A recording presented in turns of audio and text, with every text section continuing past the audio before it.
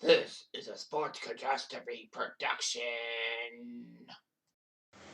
Hey there, Heather, ho there, it's Jeff Cutter Diamond welcoming you to another Sports Catastrophe Birthday Boy! And the birthday boy for today, March the 4th. Sorry, why am I thinking?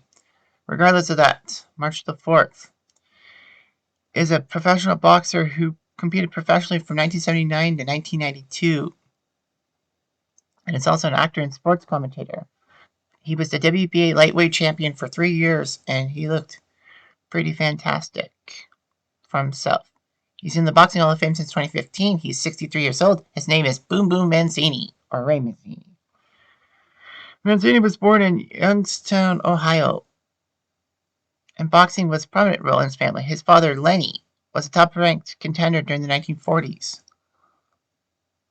Lenny was in World War II and was wounded.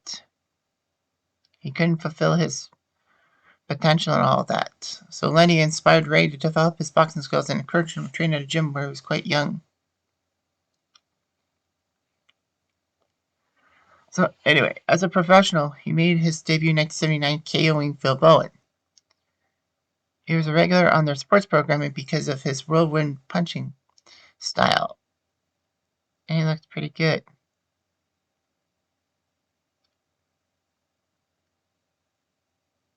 Anyway, he would have the North American Boxing Federation lightweight championship, beating Jorge Morales and thinking good about himself. He would defend the title against Jose Luis Ramirez, and then he was given the chance to face Alexis Aguero for the WBC lightweight championship, which was huge and all that. The event was spectacular for the time in the 1980s. Mancini gave Aguero trouble and actually built a lead. But by the 14th round out of 15, Aguero stopped Mancini and he couldn't do it.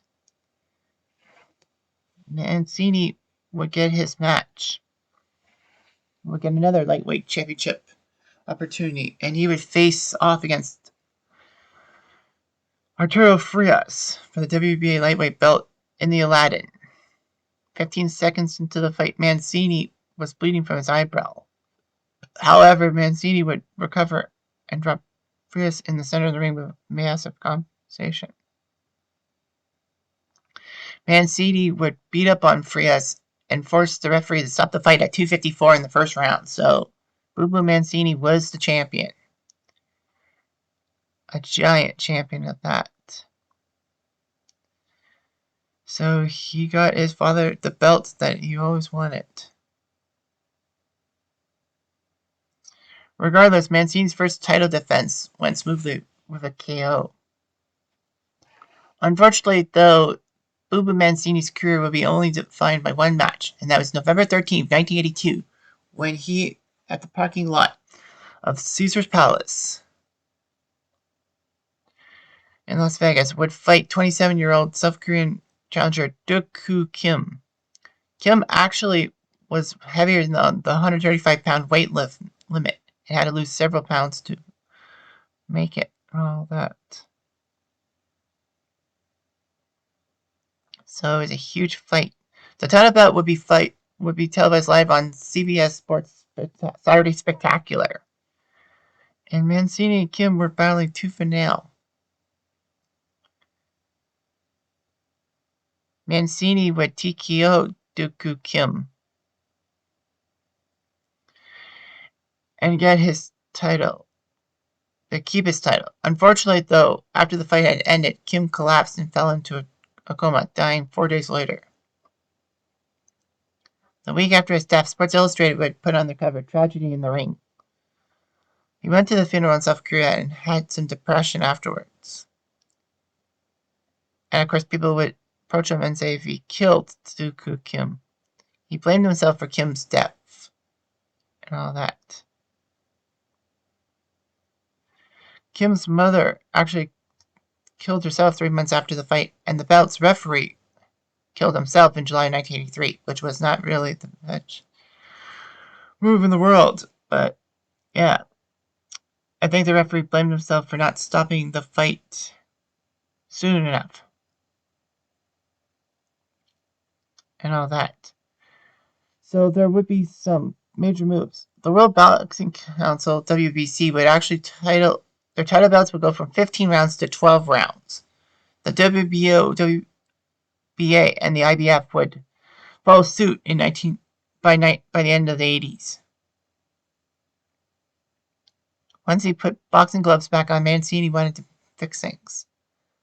He defended his title a couple of key times, including a bout with Bobby Chacon, which was live on HBO. And in the third round, Chacon's left eye was dripping of blood, so they stopped the fight.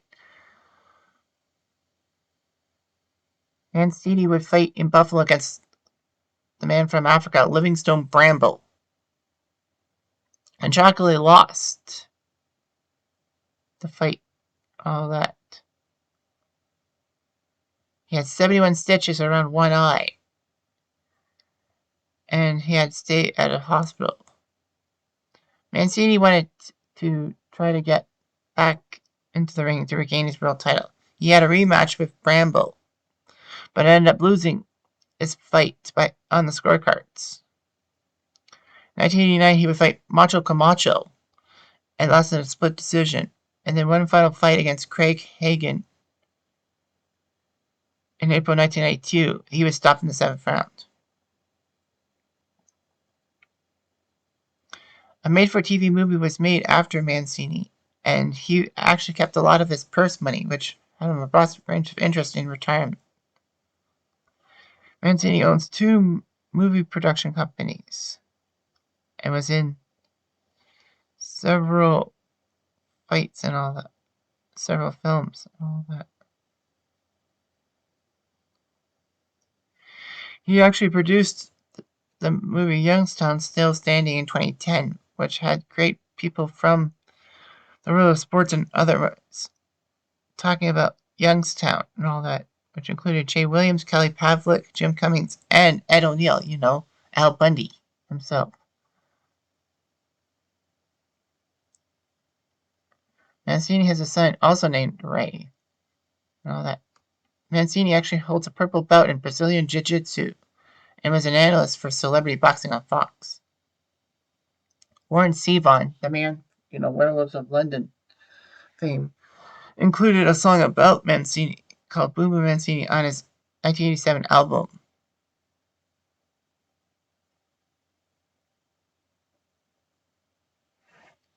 Anyway, he did decently. He was 29-5. He was 29-1 and they lost 4 straight fights.